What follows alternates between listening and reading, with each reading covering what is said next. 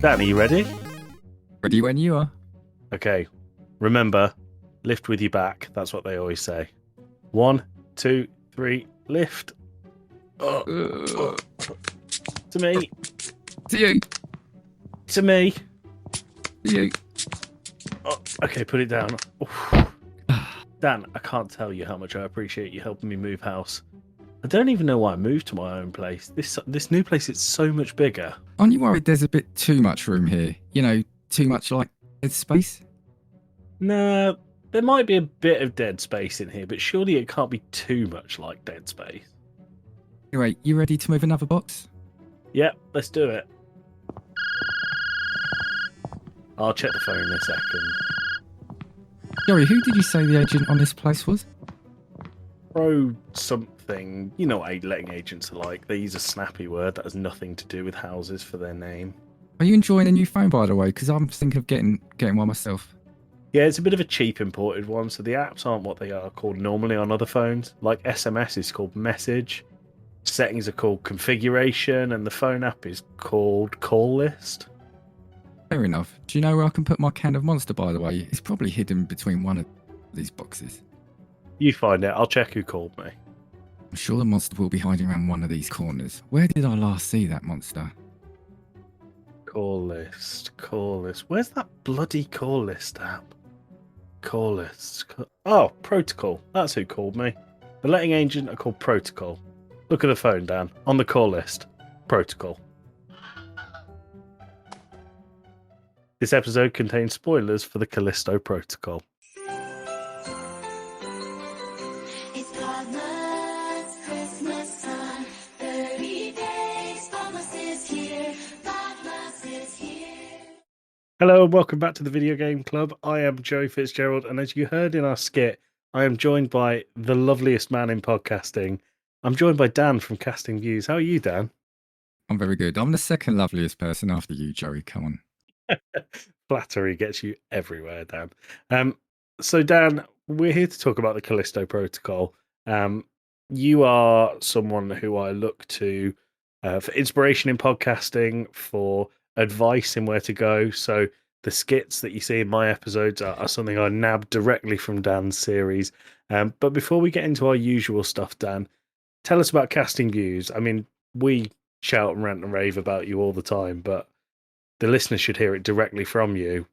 Tell us about your podcast. I love listening to your podcast because you talk. It feels like at times you talk about more about me than your podcast. So I'm always appreciative of that. Now, Casting Views. So it's a general topic podcast. I pretty much cover. Well, I say anything and everything because it literally could be anything and everything. Is what might hit me that week or on the way into work. I keep saying. And you're becoming more of a frequent voice on there as well. So, you know, you're my honorary co-host now. So, Nothing honorary about it, Dan. yeah. I mean, I'm as of now, I'm on a bit of a break, but I think episodes will resume back in January. But I think I've got about 178 episodes out there, so there's plenty to catch up on. There's a hefty backlog there for you, listener, and you should check them out because they're really good fun. At time of recording, your latest episode out is Mind Wipe with Justin from the Movie Wire podcast. It's a really, really fun episode. Learned a lot. My name came up quite a lot in it, Dan. That's not the reason that I noticed it. But no, I really like the stories that come out of your podcast. I've said to you before, like hearing your interactions with other podcasters and the depth of the conversations and getting to know them more as people rather than their shows is always a really lovely thing. So Dan is taking a break until probably early 2025. This is the 2nd of December, our second episode of Podmas. We've said it here hundreds of times. We're doing 30 episodes in December.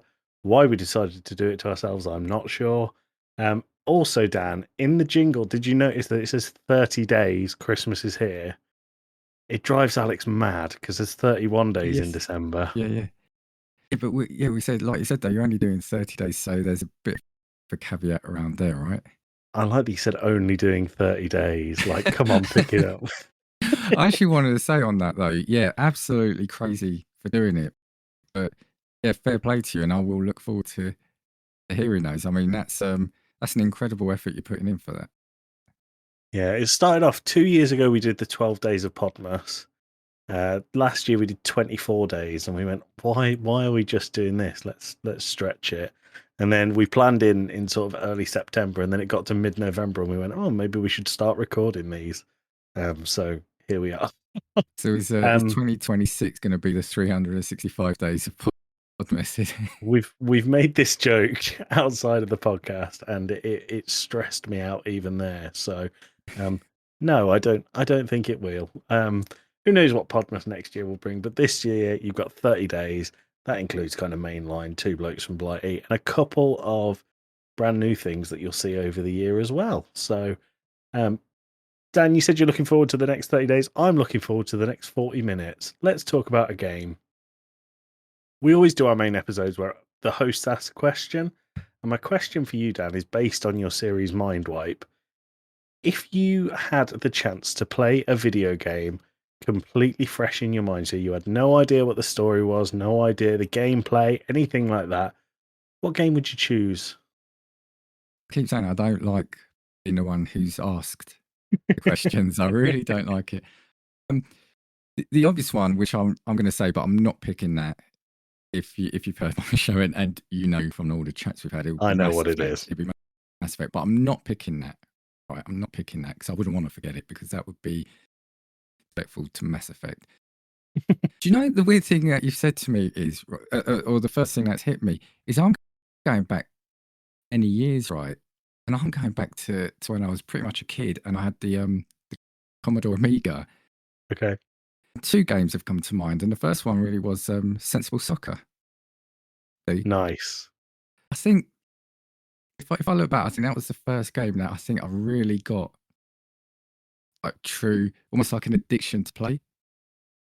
Nice. I can't remember if I said to you, I can't remember. It must have been on one of my episodes when you were on there.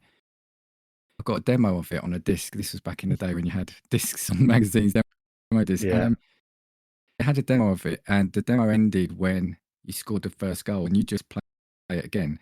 Me and my cousin would play that. We'd not score intentionally because we want to make it last for ages. Or we played that demo for about an hour and a half, 2 hours. So yeah, I think it'd be Sensible Soccer. Nice. Well, you said there was 2. What was the other one that was coming to mind?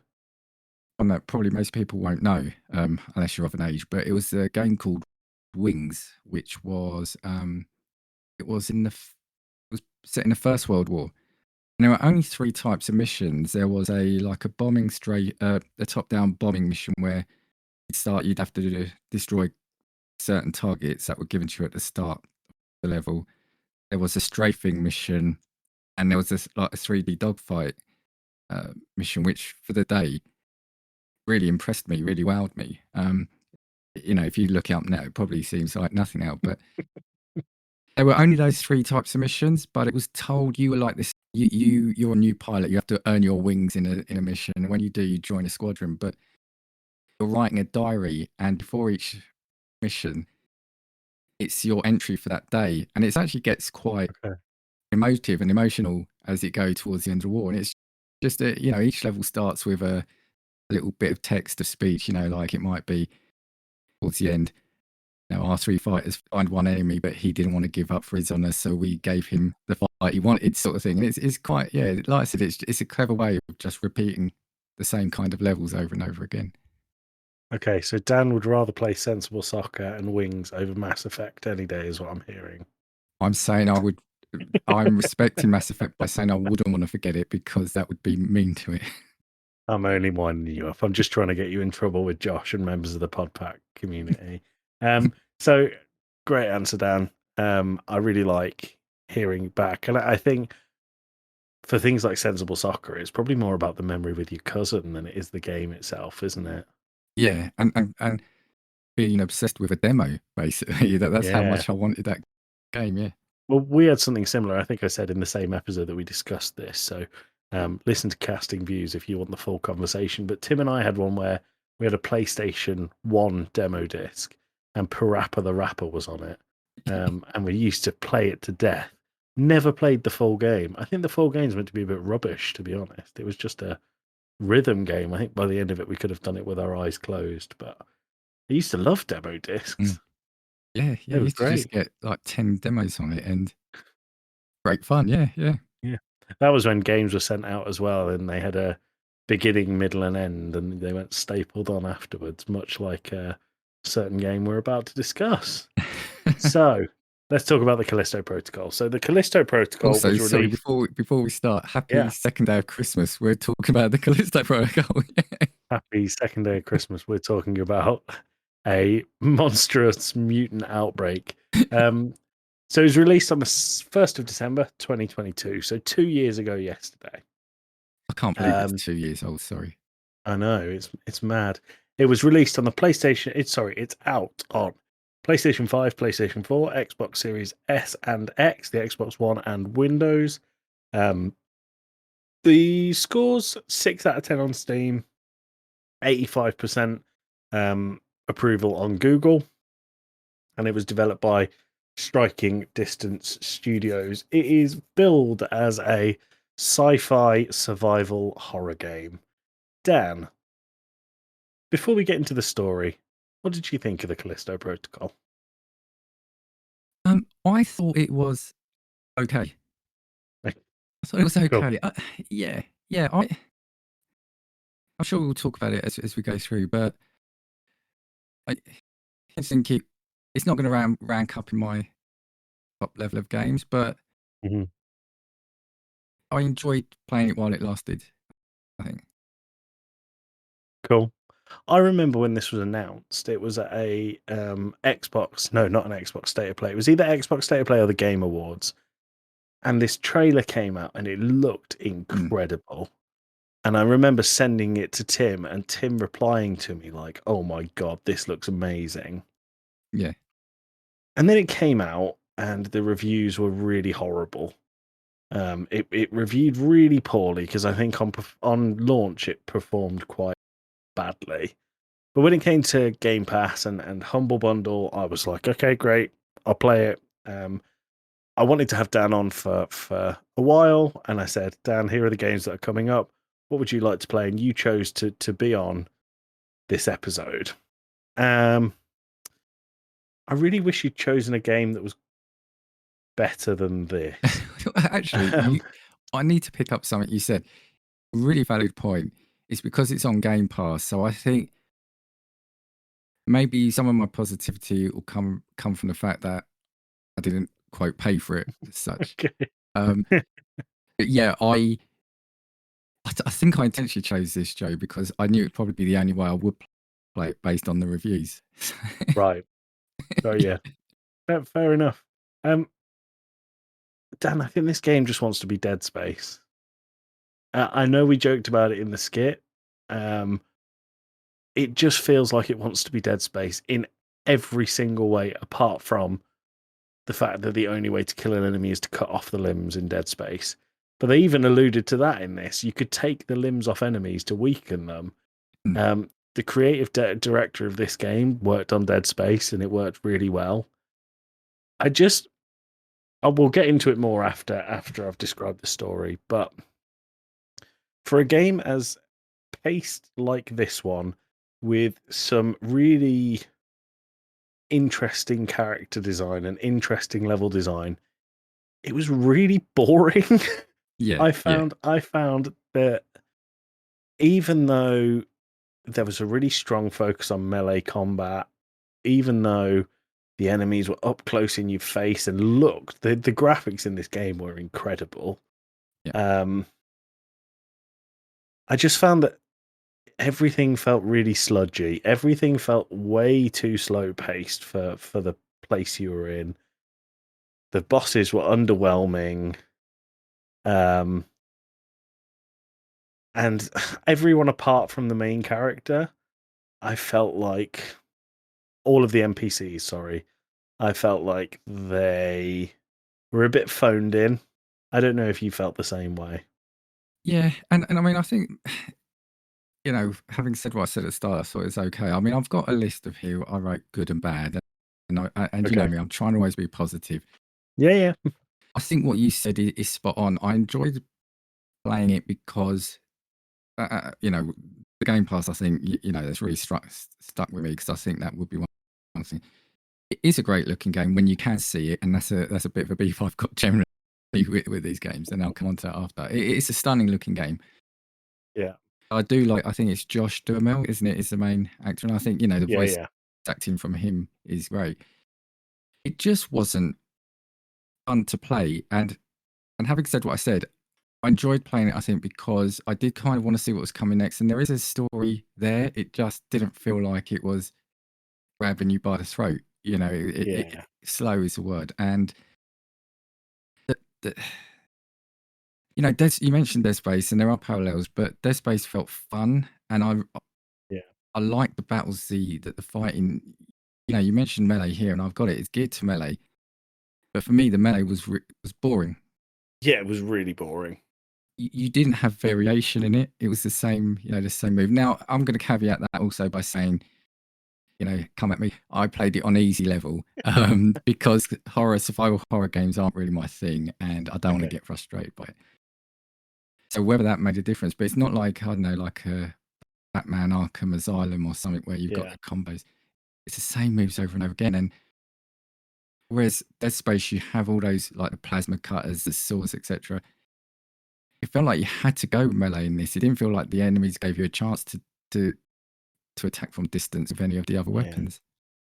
Yeah, I completely agree. I don't think it is because of the level of difficulty that you played it on. I played it on normal. I tend to just play games on normal because honestly, I'm too lazy to look through the settings as to what is like designed for my play style.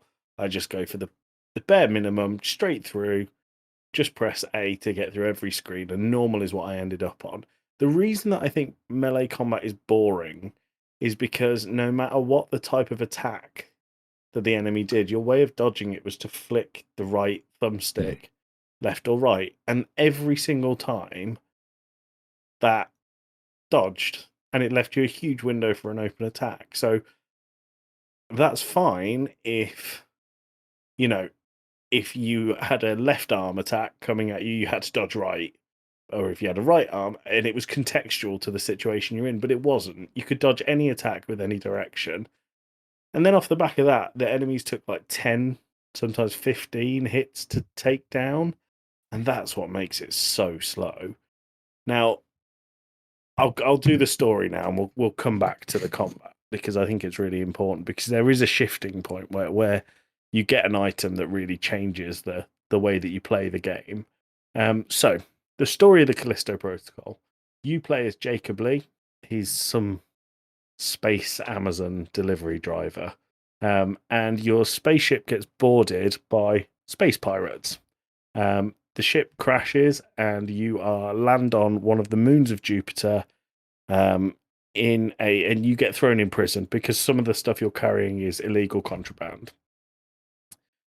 In the prison, you're fitted with a health meter, essentially, on the back of your neck, which another thing that's taken from Dead Space, but actually I think is really well implemented in the Callisto Protocol. There is loads of positives here that we'll get to.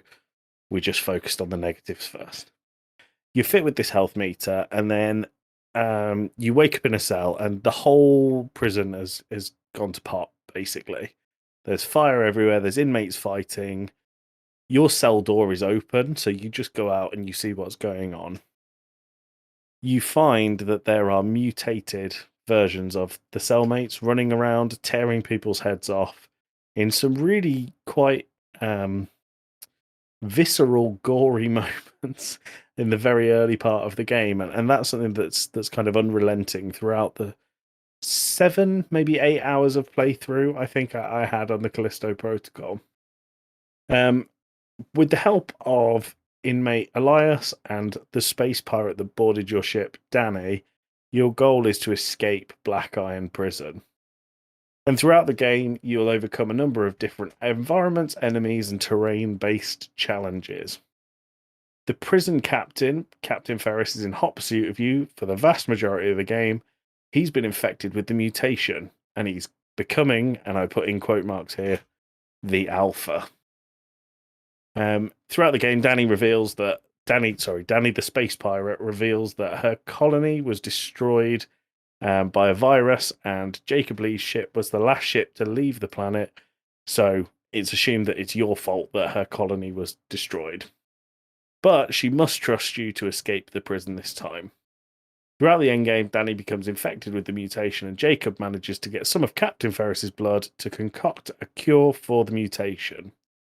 He gives the cure to Danny, sends her up in an escape pod, and states that he deserves to be in the prison, implying that the virus on Danny's colony planet was actually his doing. The game ends on a cliffhanger. Story-wise, Dan, you commented on it before. What did you think of the story? I mean, when you sum it up like that, it is a bit of a cliched story, but I kind of did like the fact that, they land on this prison colony, this prison planet, and are put in the prison. I kind of like that. Then you've got the whole friction between Danny and Jacob, and then, as you said, I think he was responsible, if I remember right, for delivering one of his hauls was something to do with the virus that got Yeah. released there. But he didn't know. It's not that he knew. He's just money, right?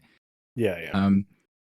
So I kind of did like it. I did like the interaction with the characters. I just found it was clunky. It wasn't delivered well. I mean, from the get-go, when Jacob and his buddy in the ship, they're saying, "Oh, it's just one more job, and then we can stop." It's like the classic action movie. I'm getting too old for this BS. I'm 2 weeks out from retirement. Doom. Yeah.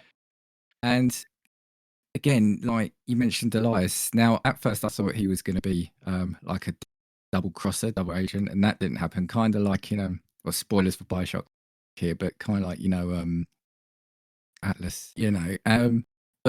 But the thing with that as well is, and again, I know because it's supposed to be survival horror, but it's contrived in that you meet up with him and then something happens. Oh no, I've fallen down the platform. We're split up again, and so you're going to have to do a bit on your own. It just kept repeating that, and it felt like there was no, for a fairly linear game, there wasn't much fluidity to the story, and it's only really I found the first sort of 10-15 minutes of it good. I found the last, kind of like some of the revelations at the end quite good. There's a particular bit at the end, I won't say now, that I enjoyed doing. But that bit in the middle, I think I'm going to say your word again because that's perfect. Sludgy. I think that's the story just didn't feel joined together. And I'm assuming that you don't mean sludgy in the bit where you are wading through the sewers at waist height. One of the moments where I really realised how good the graphics were on this game, because when it cut to a close angle of Jacob Lee and all the sewage was up his arm, I genuinely felt a little bit queasy looking. But I agree. I think the intro, I think the prison idea is a really good idea because you're designed to be kept in. And the fact that you're locked in there with these things that you've seen using their bare hands to tear people's limbs off is a scary premise.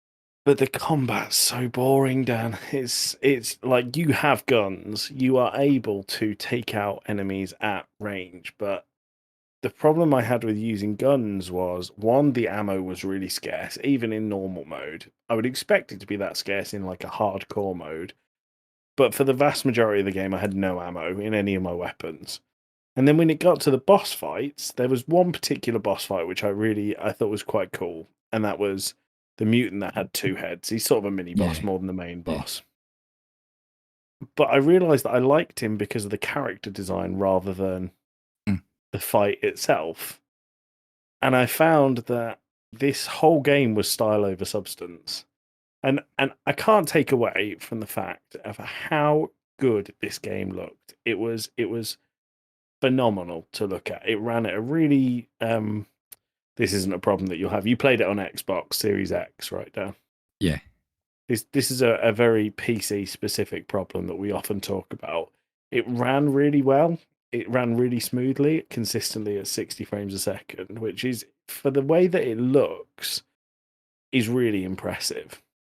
You could see every bead of sweat on Jacob's forehead. You could see every speck of blood that was on his overalls after brutally killing one of these mutants. You could see that there was a lot of thought and effort gone into every single corridor that you traversed through, and there was a lot of corridors that you traversed through.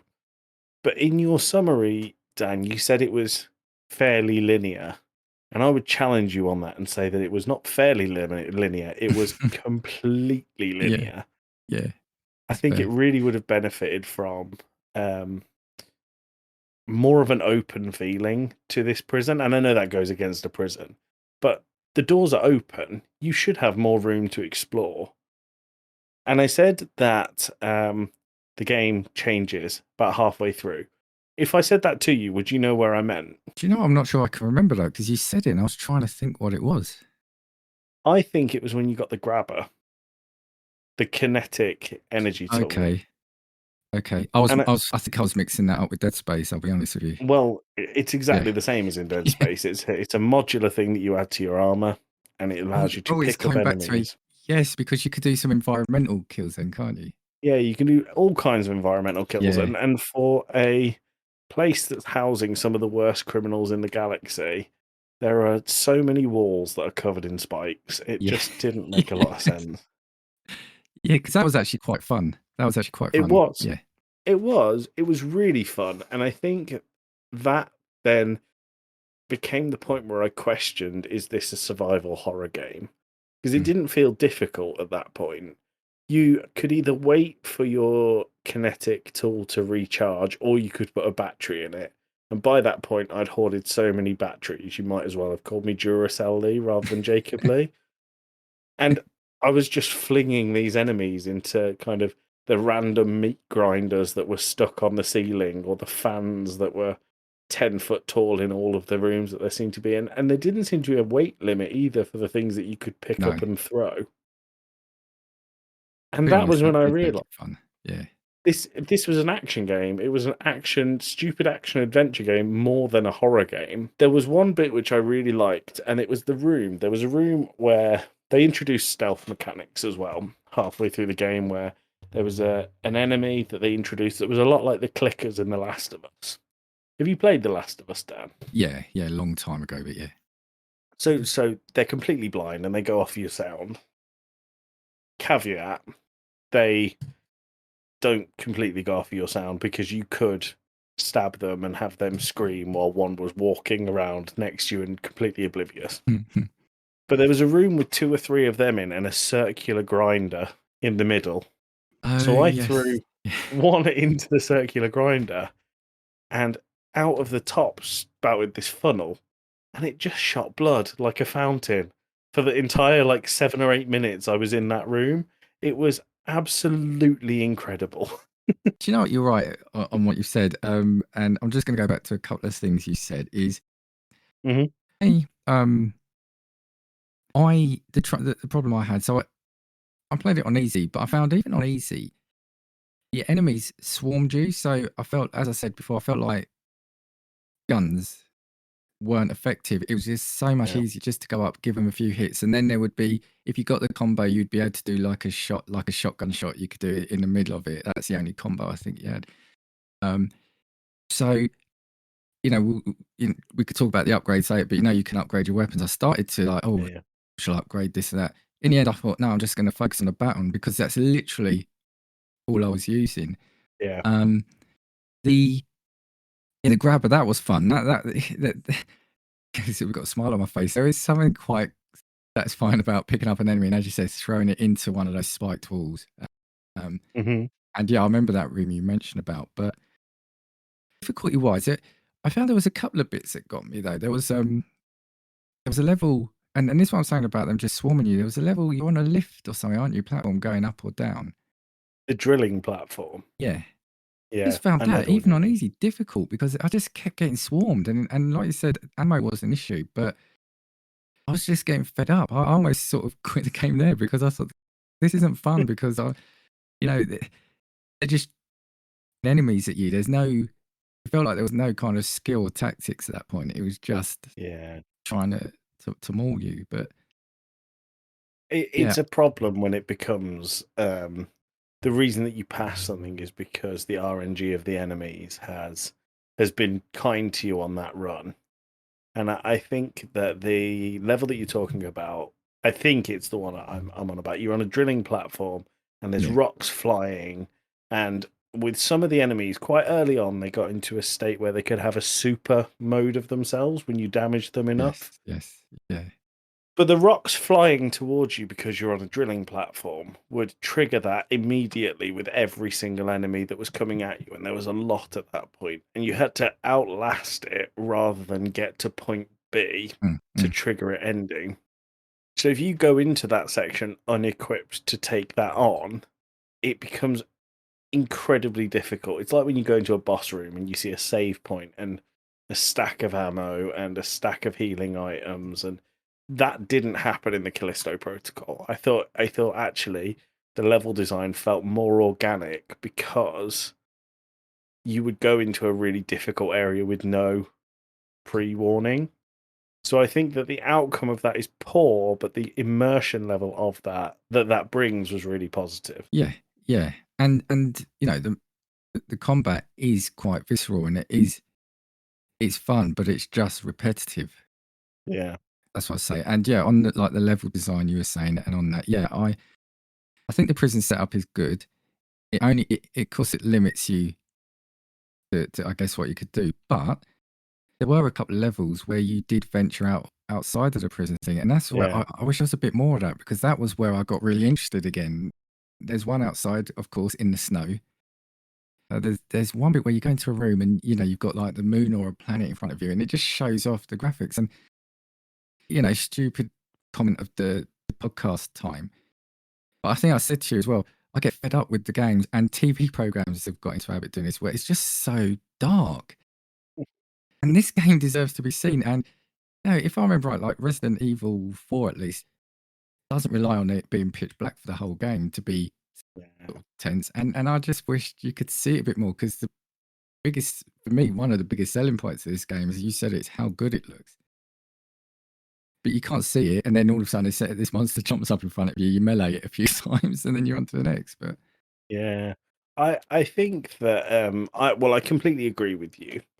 I think the reason they made it so dark, Dan, is because they relied on the same 4 or 5 jump scares to command its horror title yeah, name. So you had those enemies that could fire their head at you like a projectile and mm, pull it back on their neck. And if it was well lit, I think that wouldn't have had the same impact. Because I'll admit, the first time that happened and the head flew at me and took a little chunk out of me, it really made me jump out of my seat. And I really thought, whoa, this is mental. This is out there. The 5th or 6th time, the 7th or 8th, the 21st, 22nd time, it was like, right, this happens again. It's time to bash some buttons to get rid of it. Which is a real shame, because I really liked the enemy design, but they stopped it being scary by shoving it in your face so many times. yeah. And I think that sorry, Dan, what were you going to say? no, sorry, go on. I was gonna move on if it's something to do with the enemy All I was going to say design. about the enemies was, and you're right, the enemies look great. I just didn't think there was enough variety of them, though. Mm, That's the only thing. I think and I subsequently have read that due to them wanting to get the game out quicker, they did cut a lot out of what they wanted in yeah, the game. But I just found the enemies quite repetitive as well, and I just wish there was a little bit more variety. yeah. I think that's fair. I think that they introduced a few enemies that we didn't see enough of. So, like the prison guards, quite a lot of them were robots. They were a bit like Yeah, Terminators. yes, that's right. And the first time you saw them, they were like, "Oh my god, this thing's going to absolutely devour me!" And you had to run around it and get past it without engaging it. But they're so easily forgotten because they're so few and far between. Mm, mm. Um, that was a real shame. What I was going to say is one of the big parts of criticism directed towards this game was that you spent the whole time, when you're forced to go into a really tight corridor, or you're in a really tight vent, and it's to mask loading screens, Yeah, essentially. yeah, I actually didn't think that was a terrible thing in the Callisto Protocol. And it's because of one moment in particular. So you've been doing this, and it was getting a little bit like, oh, this is a bit annoying. Oh, it's one of these things again. Nothing's going to happen. And there was one, do you remember? And it had the body stuck to the wall that you had to get past. And That's when you right. got past it, the eyeball moved and Yeah. followed you around the room. I shat myself down, and I was ready for every single one of them to be on the edge of my seat, and it never happened Yeah. again. Yeah. I love it when games do that, and I love it when they put you in this feeling of tension. I'm a big horror game fan, Dan. I don't know if you feel the same way. But I said on this podcast when we did Outlast, I used to be like, oh, I hate horror games, can't stand them, because when you die or when you meet something, you lose the tension because you just get Mhm. put back 10 steps from where you were before. But that eyeball moving and focusing so much on that enemy still being alive, even though it's completely immobile, made me feel really uneasy for the rest of my playthrough. And I think that is kind of what I mean. It's style over substance. Clearly, the set designers, the NPC and the character designers did so well in this game that was just let down by gameplay. And unfortunately, in a video game, you can't be let down by gameplay. No, and that's what I'm saying. I just wish there were more really standout moments like that. I had, without going off tangent, I played, I think after that, a game called Evil West. I don't know. Okay. And it feels like it's a double A game. Hmm. But whilst that was repetitive, I had fun with it and there's some great standout moments in it. But yeah, do you want me to tell you? I had two other good points in there, but I was really Okay. stretching. Do you want to hear what those other two good points were? Well, let's say what was your we say shining light on the podcast, but tell me about those two really good points. Well, no, the good points I've already said. The proper ones are like the great graphics, and I think Okay. for a couple of them, like Josh Duhamel and I think it's Karen Fukuhara plays Danny. I think the voice action was good. So that when there were good scenes like that, I got into it. Oh, and the moments where you did venture outside. Yeah. Really like those because the one in the snow actually that was quite tense as well, wasn't it? Because there was It was someone really cool, wasn't it? screaming in a building behind a locked door, wasn't there? Yeah. If I remember right, you're trying to find a way in. Um, Yeah. but this is where I was starting to get a bit tenuous. I thought he's got a great name. I do like Callisto Protocol. It sounds snappy. Okay, cool. And I said I liked how the upgrades were from a 3D printer.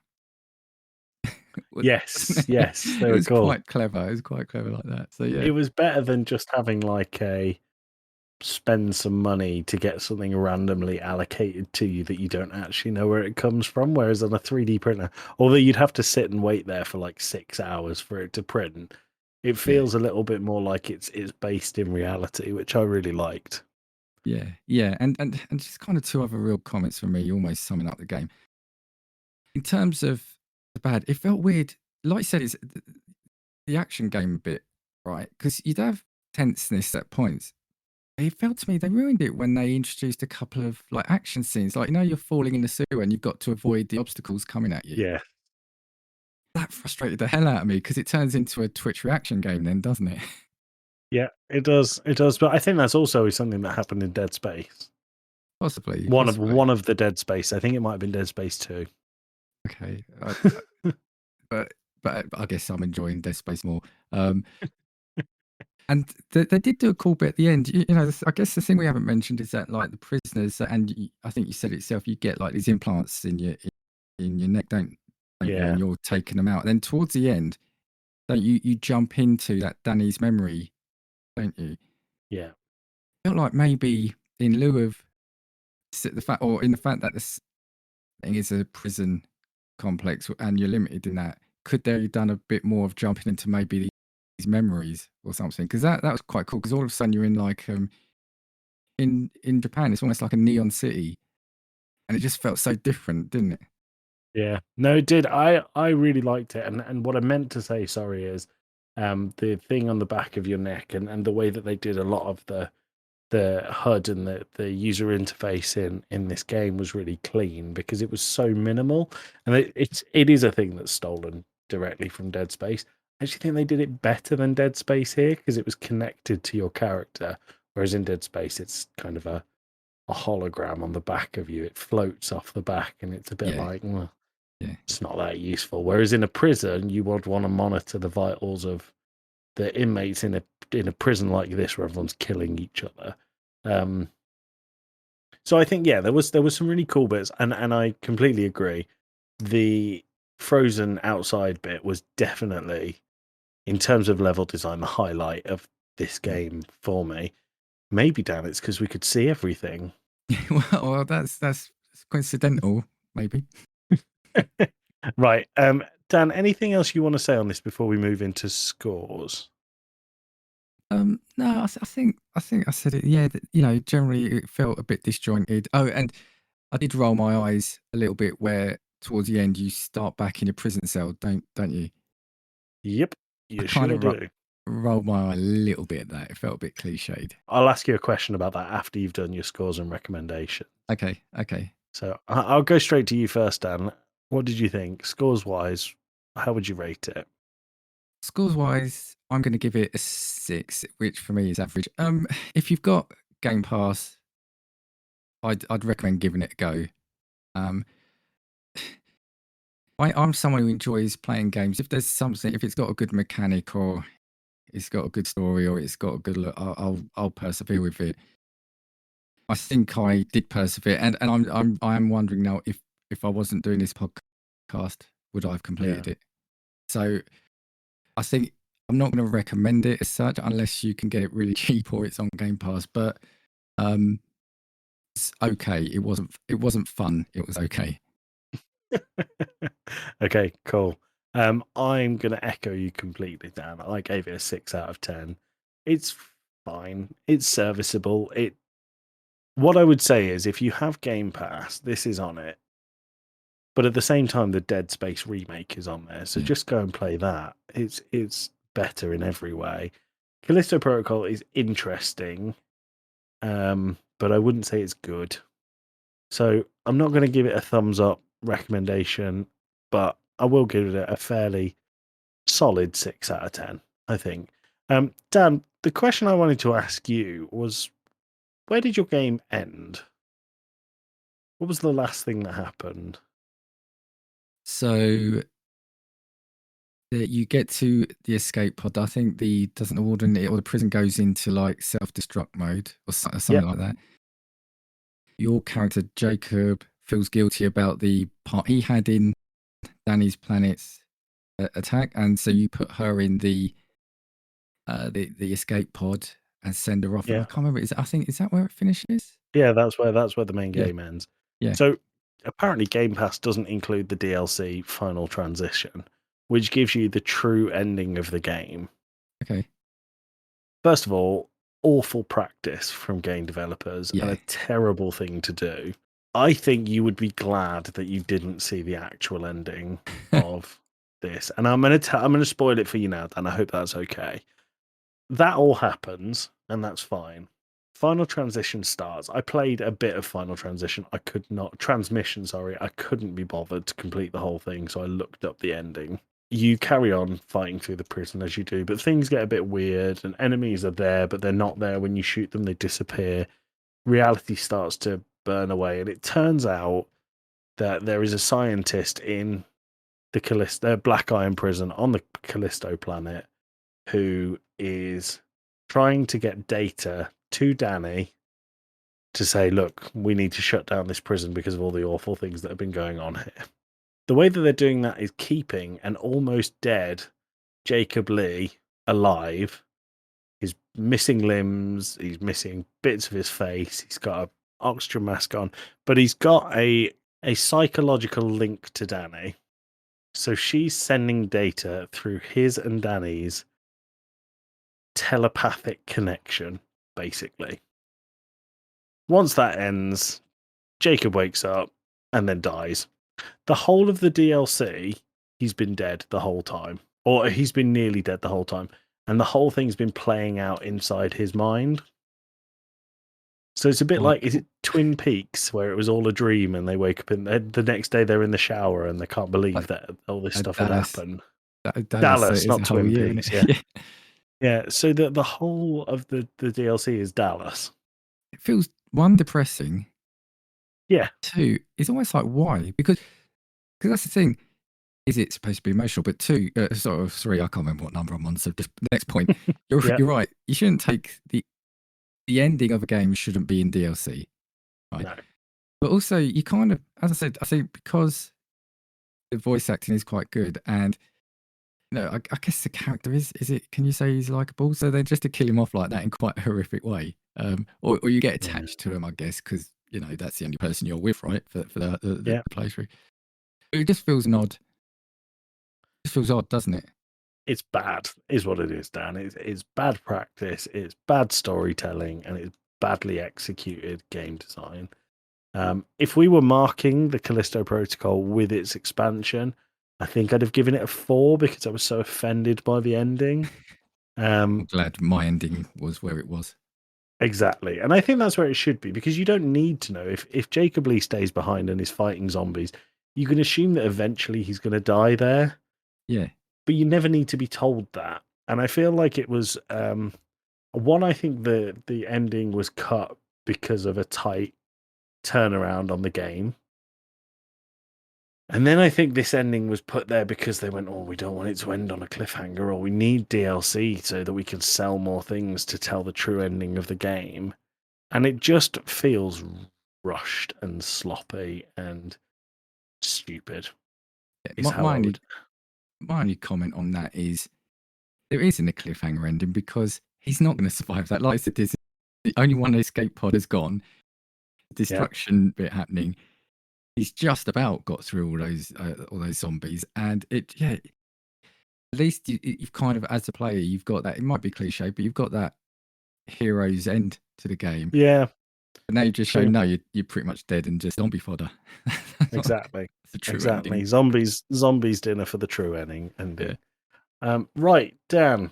That's it. That's the Callisto Protocol. We gave it a 6 out of 10. Solid, not great. We're going to move on, and in 2 weeks' time, our next mainline episode will also be part of Podmas.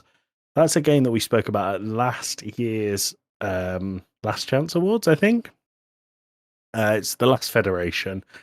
Tim will be leading that, so we will see you in that in 2 weeks' time, but we'll see you every day between now and then, which will be really good. If you stick around for the post-amble, we're going to talk a little bit about casting views. So, Dan, say thanks to the lovely people for listening to your lovely voice.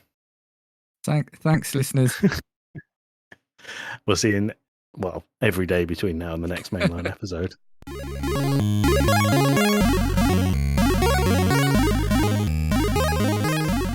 Right, Dan, now that we don't have to talk about the Callisto Protocol, let's talk about something I do enjoy and would give 10 out of 10 to. Talk to me about casting views. We had a little bit at the start. I know that you're on a small pause at the moment. Tell me about, tell it to the listeners, Dan, because there's some really good sub-series on here that I really enjoy, but your mainline episodes are also very good. So if you had to pick just a couple of episodes to say, you want a flavour of my podcast, listen to these episodes, what would you choose? That's so hard, but I'm going to pick one that has you in there, and not just because I'm on the show, but I had Joey and Alex from Game Club Pod on for an episode of the origins of phrases. We all picked a handful of phrases each that are everyday use, and we would individually we would look up what they were, and the others had to guess them, and then we marked who would be the closest. And for me, I just love stuff like that because that is just the fun I want to have. Because one of the things when I was doing the podcast was ultimately I always say it feels kind of selfish, but I'm doing it is if I was going to listen to a podcast, I want to be able to listen to my podcast as a listener and have fun. So I'm picking the stuff that I find fun and interesting. And that's the sort of thing that had been whirling in my brain. And I thought, who would be the best two people to try and get on for that? And I think they weren't available, so you chose Alex, didn't they? And I feel sorry because I think you must have been ill because it felt like you're in a fever dream for that. I think I was just tired. Yeah. If you haven't listened to that episode, listener, listen to it. It was really good fun to record, but midway through, I made up a famine that never happened, and But Yeah, it but all got very weird. that's one, and I know there's a bit of recency bias in it, but that is one. I just thought that was great fun, and it's the kind of conversation I want to have. Another one is unusual sports and competitions I do with Justin Henson. That's probably about a year ago now, and again, it's just. And then if I was to do something a bit more serious, I did one with Leo Allen quite a while ago about medicine and where the advances have been, where we think the advances will come within medicine. And so it's just in those three selections, I think you can see kind of like the variation I'm trying to get in the episodes. You don't know what it'll be next. Never know what it'll be next. It's really good fun. So Dan's episodes are released every Sunday. You can find them on all good podcast players. We've played his advert more than once on Two Blokes from Blighty. I'm sure we'll play it another few hundred times.